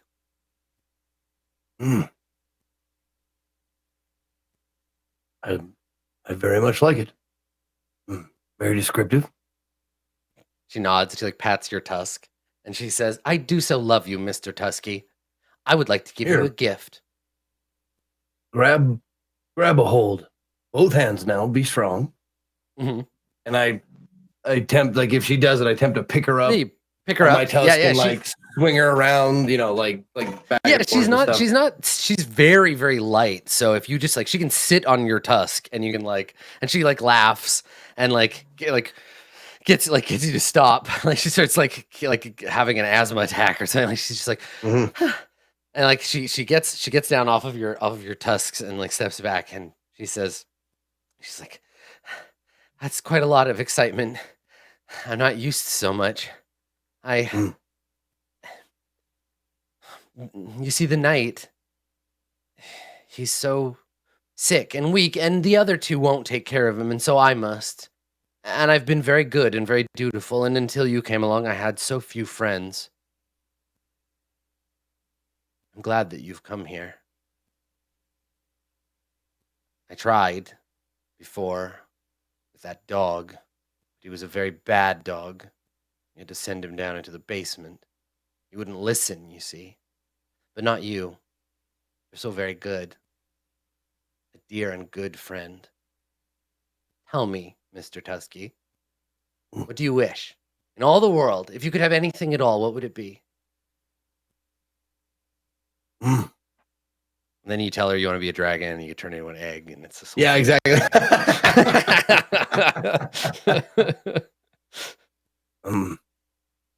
You would.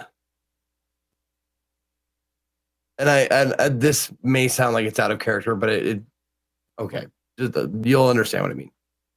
You would deign to grant Mr. Tusky a boon.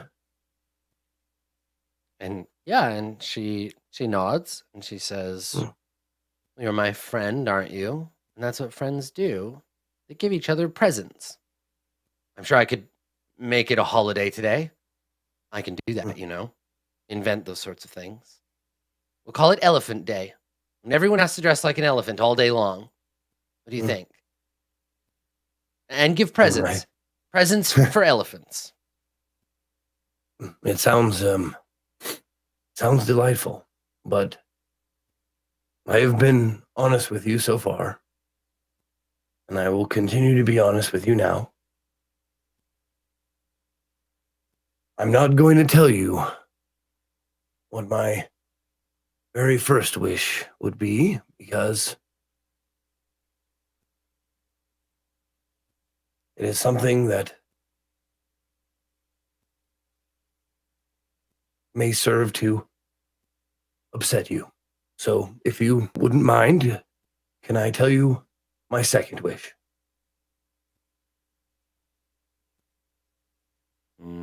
Make a charisma saving throw. Okay.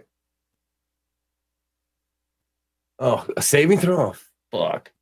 All right. Her little bottom lip quivers slightly. 4. 4. All right. So she scowls and she says, "I don't want to know the thing you want second most. I want to know the thing you want first most. Very well. As for upsetting me, you're about to." Okay. And like when she says that, you notice that her otherwise like flat, like glossy hair has started to like lift up and like float a little bit. And her dress around the neck and around the like puffy parts that are touching her arm, it starts to rot and like peel like dead leaves. What if we played a guessing game? I tell you both, and you choose which you like best. And if I am worthy enough, I hope that you will see it to grant one of them. Make a one of them is okay. Before you tell her, make a persuade check. I want to see if she wants to play your game. 6. Goddamn. So she like grits her teeth, and you feel like a whine in the back of your head, Not the good kind of whine, the bad kind, the noise. Sure. You feel this like whining in the back of your head, and she snarls and she says, "I don't want to play any games. I told you what to do and you wouldn't do it. You're being very bad. Elephant Day is canceled. Take him away."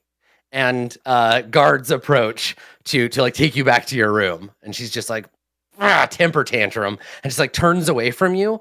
And unless do you want to like, you can resist the like soldiers that come to like take you away. Well, she starts as the soldiers are throwing coming to shit take around the me- room. Yeah, yeah. So So they're walking are coming to towards take you. me. Yep. I tell her,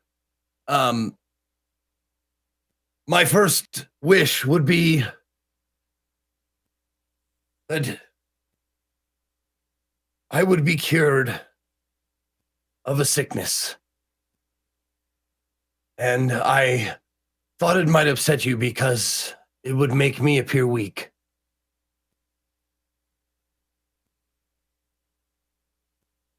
Okay, so the guards come over, they like grab you by the arms, like lift you up. Mhm. You can keep talking while they like, come Yes. on, let's get you out of here. Do you tell her the second, or do you just leave it at that? Yeah, no, I mean, if she doesn't like balk at the first, Mhm. then I'll tell her the She- second. I mean, she's being petulant, so she pretends that she didn't hear you. Yes. And my second wish is I want to know how best that I can serve you.